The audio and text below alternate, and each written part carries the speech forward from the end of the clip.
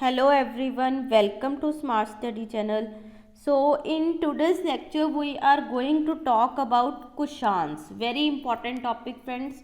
ठीक है, कुशान्स आप जब भी एंशियंट इंडिया पढ़ते हैं तो एक इम्पॉर्टेंट डायनेस्टी के रूप में हम इसको पढ़ते हैं, राइट। कुशान्स को जिन्होंने रूल किया था 1st सेंचुरी एडी से लेके 4th सेंचुरी एडी तक over the northern part of Indian सब कॉन्टिनेंट, राइट। इनका पूरा जो सेंट्रल एशिया के पार्ट्स थे, ठीक है, तजाकिस्तान, उज्बेकिस्तान, अफगानिस्तान, ये सारा कवर करते हुए इंडिया का पार्ट एंड देन चाइना के भी कुछ पार्ट्स जो थे वो कुशान्स के पास थे। तो बहुत ज़्यादा एक इम्पॉर्टेंट डायनेस्टी थी, बहुत वास्ट थी एंड उसके बाद जो है बहुत ज़्यादा प्रॉस्पेरिटी हुई। और अगर हम इंडिया की बात करते हैं तो इंडिया में भी ये बहुत सारी प्रॉस्पेरिटी लेके आए, ठीक है। आप ट्रेड देखेंगे, ट्रेड के फील्ड में, उसके बाद कल्चरल डेवलपमेंट्स बहुत सारी हुई थी, ठीक है। कनिष्का जो है आप सबको पता होगा, जब एंशियंट इंडिया पढ़ते हैं तो हम कनिष्का को बहुत डिटेल में कवर करते हैं, राइट, ठीक है। उन्होंने बुद्धिस्ट काउंसिल भी ऑर्गेनाइज करवाई थी। तो आप बताइए उन्होंने कौन सी बुद्धिस्ट काउंसिल ऑर्गेनाइज करवाई थी, क्या उसकी डिटेल्स थी, एक बार कमेंट सेक्शन में आप बताइएगा। तो यहाँ पे आज की क्लास में हम जो है बात करेंगे वो इकोनॉमी पे बात करेंगे बेसिकली, कि कुशान्स के अंडर इकोनॉमी कैसे थी। बिकॉज हम ये जो टॉपिक अभी कर रहे हैं वो इग्नू की MHI5 की सीरीज़ में कर रहे हैं, MA हिस्ट्री, राइट। तो इसका हमारा जो फोकस रहता है वो इकोनॉमी ऑफ इंडिया का है। तो यहाँ पे हम इकोनॉमी की बात करेंगे। अगर आपको ओवरऑल कुशान्स के पे कुछ वीडियो वगैरह आपको चाहिए तो आप मुझे बता दीजिए कमेंट सेक्शन में, मैं उस पर एक पूरी अच्छी हम फिर वीडियो कवर करेंगे, ठीक है। बट आज हमारा फोकस रहेगा इकोनॉमी पे। इकोनॉमी को हम बहुत अच्छे से कवर करते हैं बिकॉज अगर हम बात करें इग्नू के एग्ज़ाम में, ठीक है, MHI5 में, तो आपको बहुत ज़्यादा चांसेस होते हैं वहाँ पे क्वेश्चन आपको 10 मार्क्स में, 20 मार्क्स में मिल जाए, right the salient features of Kushan economy. तो हम आज उसको अच्छे से कवर करते हैं। तो देखिए, जैसे हमने अभी डिस्कस किया कि कुशान्स का जो पीरियड था इंडिया में उसको पीरियड ऑफ प्रोस्पेरिटी कंसीडर किया जाता है, ठीक है। बहुत सारी यहाँ पे इकोनॉमिक डेवलपमेंट्स हुई, तो कल्चरल वाइज भी हुई, तभी इसको कई बार ना गोल्डन एज, जैसे गुप्ता, इसको आपको सबको पता है गोल्डन एज कहा जाता है, तो इसको precursor to golden age बोल दिया जाता है बिकॉज ये उनसे पहले आए थे एंड उसके बाद जो है इधर भी बहुत सारी डेवलपमेंट्स हुई थी, तो इसलिए इनको जो है precursor to golden age भी बोला जाता है, ठीक है। तो उसके बाद कौन कौन से सोर्सेज हैं जिससे हमें कुशान्स की इकोनॉमी के बारे में पता लगता है वो हम थोड़ा सा देखते हैं, ठीक है। जब भी आप देखिए हिस्ट्री का कोई क्वेश्चन लिखते हैं एग्ज़ाम में, हिस्ट्री का कोई आंसर कर रहे हैं आप, तो उसमें आप सोर्सेज को अगर मेंशन कर सकते हैं तो बहुत अच्छा रहता है। बिकॉज देखिए history is all about sources. हमारी हिस्ट्री जो है सोर्सेज को एनालाइज करते हैं, ठीक है, हिस्टोरिकल सोर्सेज को, उनके बेस पे जो है इंटरप्रिटेशंस की जाती है, राइट। तो इसलिए अगर आपको सोर्सेज का उसका पता है कौन कौन से सोर्सेज हैं तो उनको ज़रूर मेंशन कीजिए आप अपने आंसर में। तो अगर हम कुशान्स की इकोनॉमी की बात करते हैं तो इनके लिए डिफरेंट सोर्सेज अवेलेबल है। For example archaeological, epigraphical, literary sources, ठीक है, न्यूमिस्मेटिक्स। न्यूमिस्मेटिक्स क्या हो गया, कॉइन्स का, जैसे तो कॉइन्स वगैरह भी अच्छे खासे हमें मिलते हैं इसमें। तो ये सारे सोर्सेज जो हैं वो हमें कुशान्स की इकोनॉमी के बारे में बताते हैं। एंड अगर हम लिटरेरी सोर्सेज की बात करें तो इम्पॉर्टेंट लिटरेरी सोर्सेज कौन से हैं, फॉर एग्जाम्पल पेरीप्लस ऑफ इराइटेरियन सी, ठीक है। उसके बाद प्लिनी थे एक हिस्टोरियन, उनकी एक बुक है नेचुरलिस हिस्टोरिया। फिर स्ट्रैबो हैं, उनके जोग्राफिकल, ठीक है। ये सारे जो है कुछ इंपॉर्टेंट वर्क्स हैं दैट है throw the light on economic condition of Kushans, ठीक है। तो इस तरह से आप ये सोर्सेज मेंशन कर सकते हैं। अब उसके बाद हम डिफरेंट कंपोनेंट्स देखेंगे जो कुशान्स की इकोनॉमी को अंडरस्टैंड करने में हमें हेल्प करेंगे। First of all we will talk about agriculture, ठीक है। तो एग्रीकल्चर के अगर हम कॉन्टेक्स्ट में देखें तो क्या डेवलपमेंट्स हुई कुशान्स के अंडर, उन्होंने क्या वर्क किया वो देखते हैं।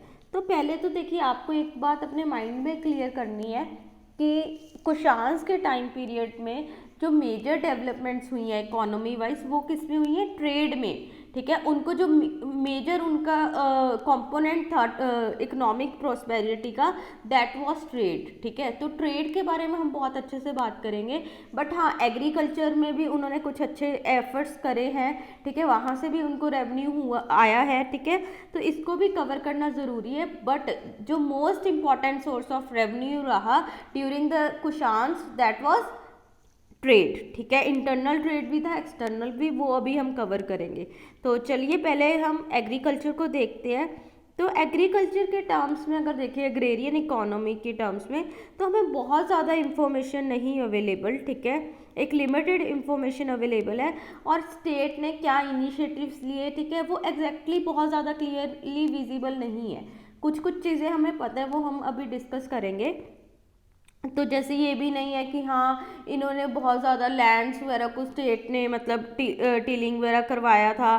ठीक है, कल्टीवेशन के अंडर लेके आए थे, हमें ऐसे कुछ एविडेंसेस कुशान्स के अंडर नहीं मिलते। ठीक है, बट हाँ, एक जो हमें इम्पॉर्टेंट चीज़ यहाँ पे मिलती है एग्रीकल्चर के व्यू पॉइंट से, वो क्या है कि यहाँ पे इन्होंने इरिगेशन के लिए जो एफर्ट्स लिए, उनके लिए, उनको समझने के लिए हमारे पास बहुत जो है एविडेंसेस हमें क्लियरली जो उसको शो करते हैं इरिगेशन की इम्पोर्टेंस को। ठीक है, वो विजिबल है। फॉर एग्जांपल जैसे आर्कियोलॉजिकल ट्रेसेस अगर हम देखें इरिगेशन फैसिलिटीज़ का, ठीक है, वो अलग अलग एरियाज़ में, फॉर एग्जांपल अफ़गानिस्तान, पाकिस्तान, ठीक है, वेस्टर्न सेंट्रल एशिया, यहाँ पे आर्कियोलॉजिकल ट्रेसेस मिले हैं। कैनाल्स जैसे थे, इन्होंने कैनाल्स डेवलप किए। ठीक है, वेल्स डेवलप किए फॉर इरिगेशन। ठीक है, जैसे पेशावर रीजन जो है उसमें एक सर्वे हुआ था। ठीक है, तो वहाँ पे वो ओल्ड जो उस टाइम के कैनाल्स थे उनको डिस्कवर किया गया। ठीक है, जो कुशान्स के टाइम पीरियड पे थे। तो इस तरह से हमें इरिगेशन की जो है वो क्लियरली एविडेंसेस मिलते हैं, आर्कियोलॉजिकल एविडेंसेस। एंड उसके बाद एक जो खरोष्टी इंस्क्रिप्शंस हैं वो हमें बताती है कि उसमें बहुत सारे ऐसे रेफरेंस दिए गए हैं कि वेल्स जो होते थे, ठीक है, प्राइवेटली भी वेल्स को डिगिंग वगैरह होती थी। ठीक है, तो इस तरह से हमें पता लग रहा है कि इरिगेशन की तो बहुत ज़्यादा इंपॉर्टेंस थी। अब इरिगेशन की थी, ठीक है, सिंचाई करने के लिए अलग अलग ऐसे अगर कैनाल, ठीक है, वेल्स वगैरह बनाए जा रहे हैं, तो एग्रीकल्चर में भी एफर्ट्स तो लिए जा रहे होंगे ना, राइट। तो इस तरह से हमें पता लगता है। फिर उसके बाद जैसे एक वेल को एक्सकेवेट किया गया, उसका भी हमारे पास एविडेंस है। सोरेन करके एक प्लेस है, ठीक है, पाकिस्तान में, तो वहाँ पे जो है एक्सकेवेशन हुई। जैसे ये खरोष्टी इंस्क्रिप्शन में बात की है ना कि प्राइवेट वेल्स को एक्सकेवेट किया जाता था, इस तरह के एक वेल हमें सोरेन करके एक रीजन है पाकिस्तान में, वहाँ पे हमें एविडेंस मिलते हैं। ठीक है, तो इस तरह से हम बोल सकते हैं कि भाई हमें, चलो ठीक है, हमें एग्जैक्टली नहीं पता कि स्टेट का क्या इनिशिएटिव था एग्रीकल्चर को लेके। ठीक है, लैंड्स वगैरह कैसे कुछ मतलब कुशान रूलर्स के अंडर थी नहीं थी, कितना क्या था वो नहीं हमें क्लियर। बट हाँ, इरिगेशन की इम्पोर्टेंस थी उनके लिए, वो हमें क्लियर हो रहा है, हमारे पास उनके लिए जो है एविडेंसेस अवेलेबल हैं। ठीक है, तो ये भी देखिए। और एक यहाँ पे क्या इंपॉर्टेंट बात इससे निकल के आती है कि चाहे देखिए अब कुशान्स जो थे उनका अच्छा खासा रूल था। ठीक है, इंडिया में भी आप अगर देखेंगे गंजेटिक वैली हो गया, इंडस वाला रीजन हो गया, जो फर्टाइल एरिया था वहाँ पे अच्छा खासा कुशान्स का कंट्रोल था, तो वहाँ पे तो एग्रीकल्चर हो गई, फर्टाइल रीजन है। बट अब जैसे नॉन फर्टाइल रीजन्स थे जिधर इतना रेनफॉल वगैरह भी नहीं था, वहाँ पे भी देखिए उन्होंने ये इरिगेशन की फैसिलिटीज़ करके रखी हुई थी, कैनाल्स वगैरह, वेल्स वगैरह ये अवेलेबल थे। ठीक है, राइट। तो ये था कि मतलब एफर्ट्स तो लिए गए थे, राइट, कुशान्स के टाइम पे इन एग्रीकल्चर। ठीक है, तो इस तरह से एग्रीकल्चर भी जो है एक इम्पॉर्टेंट सोर्स हो जाता है रेवेन्यू का फॉर कुशान्स। बट ये है, हम ये नहीं बोल सकते कि it was the major source. Major source क्या था? ट्रेड। ठीक है, तो अभी हम ट्रेड की बात करेंगे। फिर ट्रेड में देखिए internal trade and external trade दोनों ही बहुत ज़्यादा इंपॉर्टेंट है, और इसके लिए हमें आर्कियोलॉजिकल सोर्सेज भी है हमारे पास। ठीक है, लिटरेरी सोर्सेज भी हमें मिलते हैं, तो वो अभी हम देखते हैं। तो इंटरनल ट्रेड की अगर बात करें, ठीक है, यहाँ पे कुछ आपको एविडेंसेस मिलेंगे, उनकी हम बात करते हैं। ये जो एविडेंसेस है, ठीक है, ये आप थोड़ा सा माइंड में रखिएगा, क्योंकि जब आंसर लिखना होता है तो हमें यही वहाँ पे जो है मेंशन करने होते हैं कि हम इन एविडेंसेस के बेस पे बता रहे हैं कि हाँ वहाँ पे अच्छा खासा इंटरनल ट्रेड था, राइट। तो सबसे पहले अफ़गानिस्तान में, ईस्ट अफ़गानिस्तान में एक प्लेस है बेगारम, ठीक है। बेगारम में बेसिकली क्या था, एक कुशान एम्पायर का बहुत बड़ा स्टोर हाउस था, ठीक है। स्टोर हाउस कैसे कि वो अलग अलग कंट्री से, रोमन से, ठीक है, चाइना से कुछ वो लेके आ रहे हैं, ठीक है, कुछ ग्लास वेयर्स लेके आ रहे हैं, ठीक है। तो वो क्या करते थे, ऐसे आइटम्स को वहाँ से इंपोर्ट करके यहाँ पे स्टोर करते थे। तो उनका वेयर हाउस टाइप्स था, ठीक है, बेगारम में। ये आप मैप में भी देख सकते हैं लोकेशन बेगारम की। तो देखिए ये मैप में आप देख सकते हैं कितना वास्ट एम्पायर था, राइट, ठीक है। चाइना का कुछ पार्ट है, ठीक है, फिर सेंट्रल एशिया का है, इंडिया का कुछ पार्ट है। तो इस तरह से बहुत ज़्यादा वास्ट था। और ये देखिए बेगाराम वाला एरिया आप, ठीक है, यहाँ पे ये जो है एक इनका अच्छा खासा वेयर हाउस था हमें मिला, जिससे हमें पता लगता है कि यहाँ पे जो है इनका ट्रेड था, ठीक है, इंटरनल भी था, एक्सटर्नल भी था। फॉर एग्जांपल आप ये पिक्चर में भी देख सकते हैं, ठीक है। ये इन्होंने जो ये आपको एक वेयर दिख रहा है, ग्लास वेयर, ठीक है, ये इन्होंने रोमन एम्पायर से इंपोर्ट करके वहाँ पे रखा था, ठीक है। तो इस तरह से जो है एक अच्छा खासा वेयर हाउस था बेगारम में, राइट। उसके बाद एक हमें अही छत्रा पोट्री करके जो है एविडेंस मिलते हैं, अही छत्रा पोट्री, ठीक है। अही छत्रा पोट्री क्या है, बेसिकली अर्दन वेयर होते थे, मिट्टी के जैसे आप बर्तन लगा लीजिए, ठीक है, तक्षशिला के। तो वहाँ पे पता लगता है कि पोर्टर्स वहाँ पे थे, उनको इस चीज़ की नॉलेज थी। तो ये सारी ट्रेड की बातें हैं, बिकॉज क्या है कि उनके क्राफ्ट्स थे अलग अलग। देखिए अभी यहाँ पे हमें पोट्री की एग्जांपल मिल रही है, तो इससे ट्रेड बढ़ेगा, राइट। अलग अलग क्राफ्ट जब प्रैक्टिस होंगे, तो यहाँ पे हमें अई छत्रा पोट्री जो तक्षशिला से थी उसकी हमें एविडेंस मिलती है, ठीक है। उसके बाद पेरिप्लस ऑफ इराइटेरियन सी, ये हमें बताता है कि कैसे जो है आर्टिकल्स अलग अलग जगहों से, फ्रॉम चाइना, ठीक है, चाइना से वो इंडिया तक पहुँचते थे through Bactria, north India, Ujjain, ठीक है, बैरी गाजा। तो इस तरह से ये जो है मतलब गुड्स का ट्रांसपोर्ट होता था, ठीक है, फ्रॉम चाइना टू इंडिया।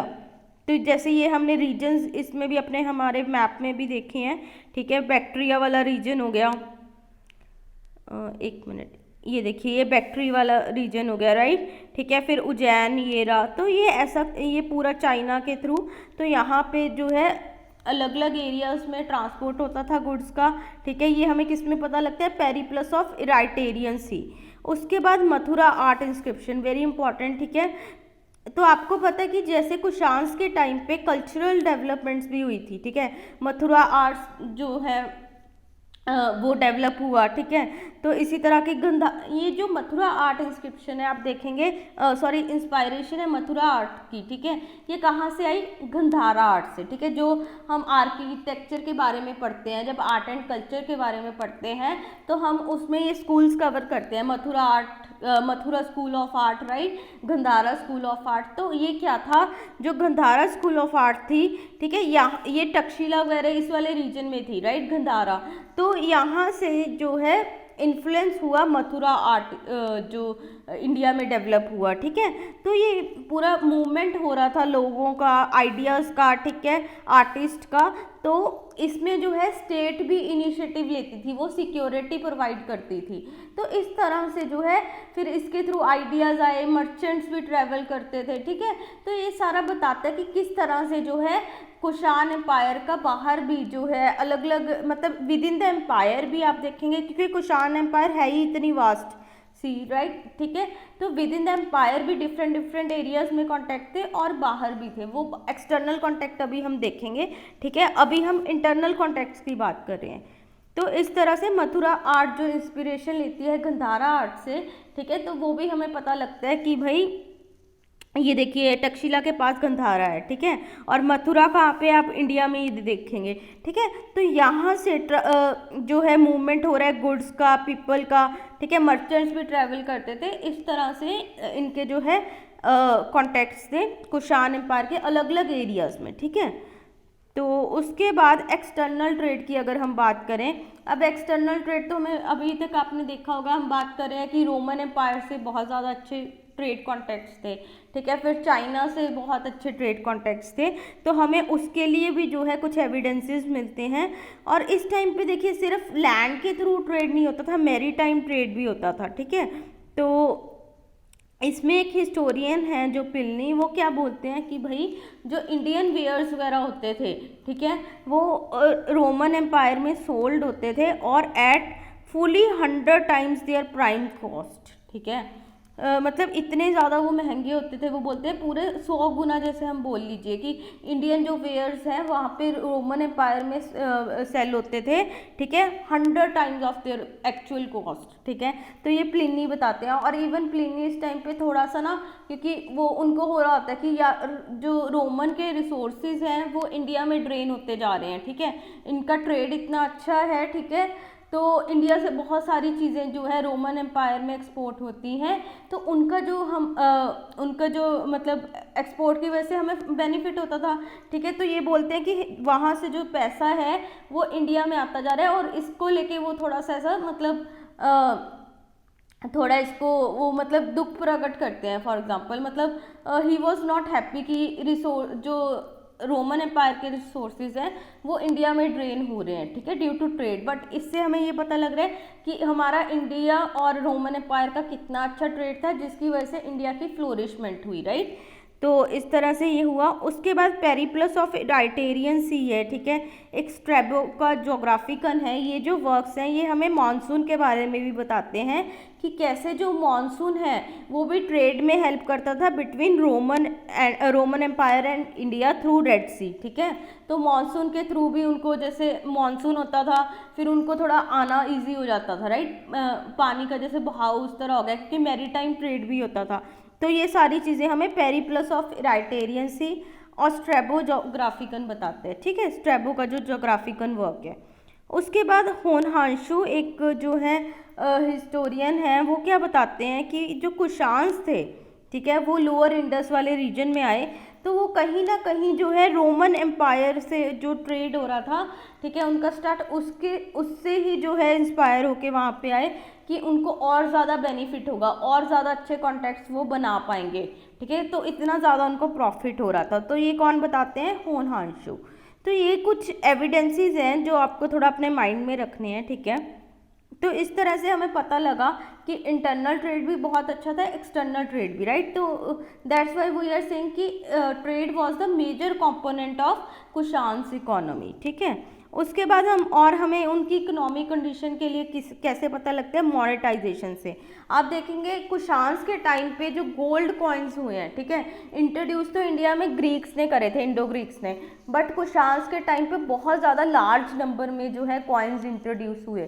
अभी देखिए क्या होता है, कॉइन से हम कैसे इकोनॉमिक कंडीशन का पता लगा रहे हैं कि जैसे कॉइन्स है, ठीक है, एक तो किस मटेरियल के हैं। अभी जैसे कुशान्स ने गोल्ड कॉइन्स बहुत ज़्यादा इंट्रोड्यूस किए, तो प्रोस्पेरस थे, तभी उनकी इकोनॉमिक कंडीशन अच्छी थी, that's why they were able to introduce gold coins, ठीक है, इन लार्ज नंबर। अगर उनकी जो कंडीशन अच्छी ना हो तो कैसे वो गोल्ड कॉइन्स को इशू करेंगे, है ना। तो इससे हमें पता लगता है। सेकेंडली क्या है, कॉइन्स होंगे जब मार्केट में, ठीक है, तो उससे क्या है, ट्रेड में ज़्यादा अच्छे से ट्रेड होगा, राइट, ठीक है, कॉइन्स मतलब एक्सचेंज होगा, तो उससे जो है ट्रेड और ज़्यादा इंक्रीज होगा। तो इस तरह से मोनेटाइजेशन अच्छी थी, ठीक है, उस वजह से ट्रेड भी अच्छा रहा और इकोनॉमिकली प्रॉस्पेरिटी आई, ठीक है। तो यही बोलते हैं कि large number of Roman gold coins found from this era indicate the prosperity of India, ठीक है, at that time, and also the growing trade with Romans, ठीक है। इससे हमें रोमन्स के ट्रेड के बारे में भी पता लगता है।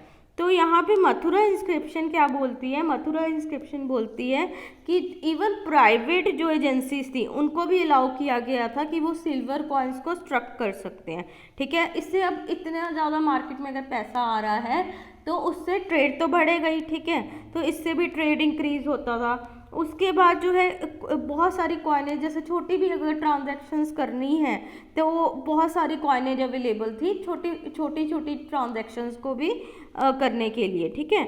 उसके बाद इवन जो इनके गोल्ड कॉइन्स थे उनकी बहुत ज़्यादा अच्छी इंटरनेशनल वैल्यू होती थी। ये हमें कैसे पता लगता है, आप देखेंगे इथियोपिया में हमें जो है वहाँ पे गोल्ड कॉइन्स मिलते हैं कुशान के बहुत लार्ज नंबर में, तो इसलिए पता लगता है कि इनकी जो है वैल्यू वहाँ पे भी थी।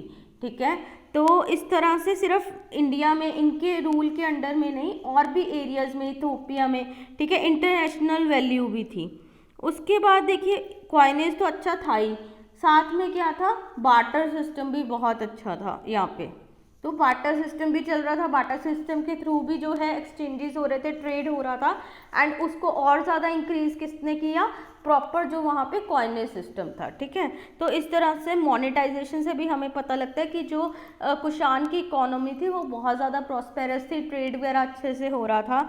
ठीक है, तो ये चीज़ें हुई। इसके बिना देखिए और भी कुछ सोर्सेज हैं जिनसे कुशान्स को रेवेन्यू जनरेट होता था। फॉर एग्जांपल क्राफ्ट प्रोडक्शन, ठीक है, अलग अलग तरह के क्राफ्ट्स होते थे, माइनिंग, फिर उसके बाद जो टैक्स कलेक्शन होता था वो भी बहुत अच्छा होता था। इवन कैश में भी होता था, कैश में भी करते थे, और काइंड में भी, ठीक है, मटेरियल्स वगैरह के थ्रू वो भी करते थे। तो टैक्स कलेक्शन भी अच्छा था, इससे भी उनको रेवेन्यू जनरेट होता था।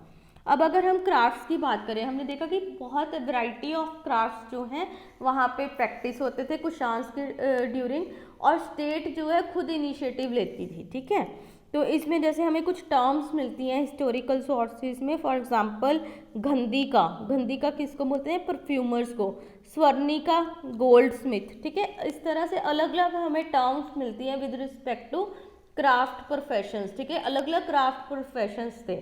तो इतना अच्छे से ऐसे अगर क्राफ्ट वगैरह डेवलप होएगा तो ऑब्वियसली पता है ट्रेड इंक्रीज होगा और इकोनॉमिकली बेनिफिट होगा, राइट।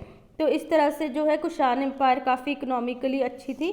एंड उसके बाद अब देखिए trade and urbanisation are correlated, right. अगर ट्रेड अच्छा है तो वो अर्बन सेंटर्स जो हैं वो अच्छे से डेवलप होंगे। अर्बन सेंटर्स जितने डेवलप हो रहे हैं, ठीक है, ट्रेड उनमें अच्छे से रहेगा, तो ये कोरिलेटेड रहते हैं। और यहाँ पे इतना अच्छा ट्रेड वगैरह सब फ्लोरिश हो रहा था, तभी जो है अर्बनाइजेशन भी बहुत ज़्यादा फास्ट पेस पे हुई। फॉर एग्जांपल जैसे कुछ इकोनॉमिक सेंटर्स यहाँ पे बने, ट्रेडिंग सेंटर्स, अर्बन सेंटर्स, जैसे मथुरा, ठीक है, बैक्ट्रिया, तक्षशिला, ये सारे इंपॉर्टेंट सिटीज़ थे। तो कुशान एम्पायर के टाइम पे बहुत ज़्यादा अच्छे रैपिड पेस पे अर्बनाइजेशन भी हुई, जिसने ट्रेड को और ज़्यादा इंक्रीज़ किया। ठीक है, तो इस तरह से हमें ये एविडेंस मिलते हैं। नेक्स्ट जो है, ठीक है, जैसे हमने देखा कि कैश जो टैक्सेस थे वो कैश में भी मिलते थे और काइंड में भी। ठीक है, अब कैश में मिल रहे हैं मतलब फिर वही बात है कि कॉइन्स वगैरह अच्छे खासे वहाँ पे थे, तभी जो है कैश में लोग टैक्स दे पा रहे हैं, राइट। तो इस तरह से ये सब फैक्टर्स हैं जो हमें कुशान की इकोनॉमी के बारे में बताते हैं कि कितना वहाँ पे उस टाइम पे प्रॉस्पेरिटी थी। ठीक है, तो ये हमने आज अच्छे से कवर किया है कुशान्स की इकोनॉमी पे जो टॉपिक है। ठीक है, आपको अगर वहाँ पे एग्ज़ाम में क्वेश्चन आता है 10 मार्क्स का, 20 मार्क्स का, तो ये सारे एविडेंसेस आप मेंशन करके अपना आंसर बना सकते हैं। तो ये हो गया। बाकी जो है इसके बिना हमारी MHI5 के बिना MHI4, MHI1, MHI2 इनकी सबकी सीरीज़ भी चल रही है, तो वो आप देख सकते हैं, आपको काफ़ी हेल्प होगी। ठीक है, विद रिस्पेक्ट टू एग्ज़ाम्स, तो वो आप देख सकते हैं। बाकी अगर आपका कोई भी डाउट है, कुछ भी आपको हेल्प चाहिए, तो आप कमेंट सेक्शन में मेंशन कर सकते हैं। और इसके बिना आप हमारा व्हाट्सएप और टेलीग्राम ग्रुप को भी ज्वाइन कर सकते हैं। वहाँ आपको अगर कुछ डाउट्स हैं आप, तो मैं ट्राई करूँगी आपका हेल्प करने का। तो चलिए फिर मिलेंगे हम नेक्स्ट लेक्चर में। ठीक है, टिल देन बी हैप्पी, अच्छे से इनको पढ़िए। तो हम कंटिन्यू करेंगे नेक्स्ट लेक्चर में। Thank you, bye bye.